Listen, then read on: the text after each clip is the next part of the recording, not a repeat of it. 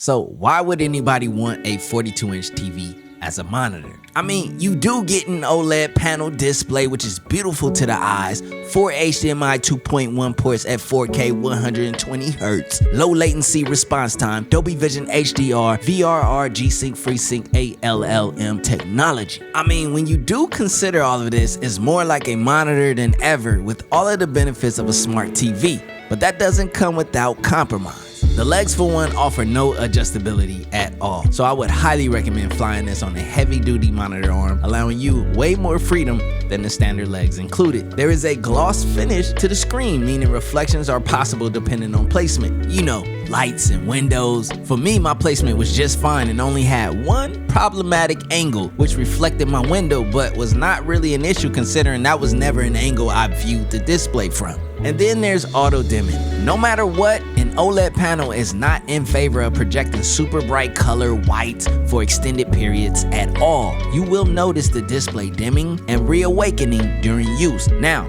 there is directions on YouTube about using a service remote to disable these functions, but I honestly didn't see this within the C3's menu. Another note, following these directions can lead to a risk of voiding your warranty and increasing the likelihood of burn-in. Here's another thing to consider for pro consumers is color accuracy. In order to properly calibrate this display for video editing and color accuracy, the process is quite extensive, but may be worth it for some professionals. I decided to skip out on it. And then there's one last compromise, the size. For some, the 42-inch size may be too much, and for others, it will be just right. Just getting the proper amount of space between you and the TV is key. I have a large desk with a great depth of 30 inches. Now, while this is a great depth of distance from the panel, I still felt the size, so keep that in mind. Now, if you can get past these few small gripes, let's talk about what will make this the dream monitor for many of you. This is OLED. I mean, the picture quality you get out of this thing is absolutely stunning, especially when watching HDR and Dolby Vision video content and 4K gaming. That's the key to the TV. If I want to watch Avatar, Top Gun, Super Mario Bros, or whatever the latest Dolby Vision movie is, I can do that and it will look amazing. I mean, I've never seen a bad OLED from LG, and I wouldn't expect to see one either. It's their technology, and they've absolutely nailed it. The best blacks, the best contrast, and some of the best color reproduction on the market. And the LG C3 will give you all of that and more. Trust me when I say, you're going to enjoy watching movies on this TV or OLED monitor. Which one is it? Now keep this in mind, that when using this monitor to view super compressed content on YouTube, sometimes you may see color gradation, but it's more the content quality and compression than it is the panel. And this is simply proven whenever you watch high quality, high bandwidth content such as HDR, Dolby Vision, you'll see that this TV does not slack. But at 42 inches, you'll spot the blemishes of regular content that was covered up and masked in your smaller, inferior displays. Hopefully that all makes sense. Now, let's talk the other aspect of picture quality, and that's 4K gaming. Plug in your PS5, your Xbox Series X, or your gaming PC. Either way, the LG C3 will deliver. And on a Windows PC, it's easy to set up 4K resolution at a 120Hz refresh rate. But on a Mac, not so much. Even with me using a high bandwidth HDMI to USB-C cable to help bypass the slower HDMI port on the MacBook, I was still only able to get 4K 60Hz max, which is the same I get on my Apple Studio displays. So I was fine with it, but I wanted to send that warning. Now back to the gaming. I pulled up for some Call of Duty gameplay, which is a game I play typically at higher refresh rates than 120Hz, but at a lower quality resolution. And I'll say this, after playing in 4K resolution, even at just 120Hz, I don't want to go back to 1440p non-OLED gaming. I just can't do it. Now, LG does sell an OLED gaming monitor at 240Hz, but it's only 27 inches. And the inches do count in this regard. So I'll take the 42-inch display on any day over the 27 inches. Also, if you want the larger LG OLED gaming monitor at 45 inches, it's only available in a curved display and it's $1,700. I got this 42-inch flat panel C3 from Best Buy for $12.50 on sale. Another reason why the C3 is a great monitor option is just the sheer value. Oh, and did I mention that it has a dedicated gaming menu with all of the dedicated gaming features and options that are found on a gaming monitor?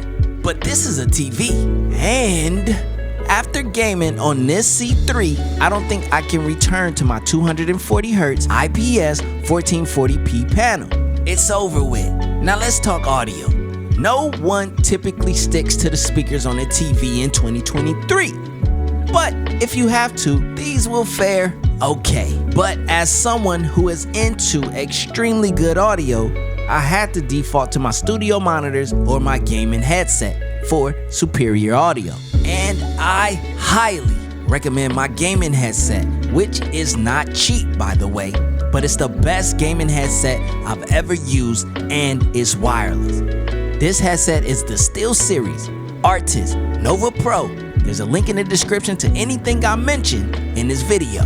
But with that being said, if you value audio, then use external audio. And if you're on a budget, just use what you have, even if it's the C3 speakers themselves. Now let's get into the monitor aspect of this TV. The size at 42 inches when used at full native 4K resolution gives you so much screen real estate. Multitasking is a breeze. I can easily do two things at once without ever feeling like my display is too cramped.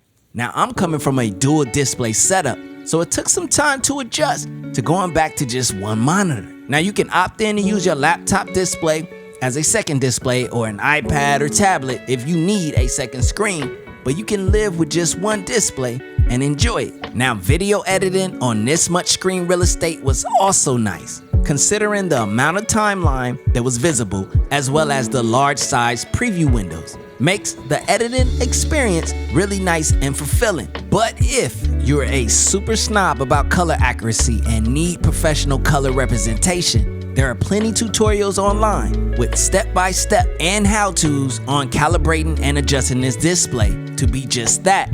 But for the novice editor and typical user, I think you can get along just fine without worrying and making your adjustments in TV to your liking. Now let's conclude the user experience. I'm going to give you the general consensus, and then I'm going to give you the personal conclusion to using the C3 as a monitor. Now, generally speaking, I think the C3 is an ideal monitor for those who want the OLED panel and don't mind the size. I mean, you're effectively combining your TV entertainment, your gaming headquarters, and your everyday productivity all into one. And many will completely enjoy that aspect of it. You can go from watching a movie in beautiful quality to gaming in the best resolution at high refresh rates to multitasking and handling your day-to-day tasks. Sounds like a perfect fit for those who match, and I can recommend it with ease. Now, as far as my personal thoughts go, for me personally, I love the versatility of the C3 and thoroughly enjoyed the experience of using it as a monitor. I was absolutely amazed with the picture quality and still am every day. My gaming experience is ruined in a beautifully good way. And I also love the screen real estate I got out of the 4K at 42 inches. But here's where things weren't complete for me. The auto dimming. For me, took some time to get used to, and I do not have to deal with this on my Apple Studio displays. Now, there are third-party apps and all kinds of workarounds for this if you have the patience, but I opted not to go down that rabbit hole. Then there's color accuracy.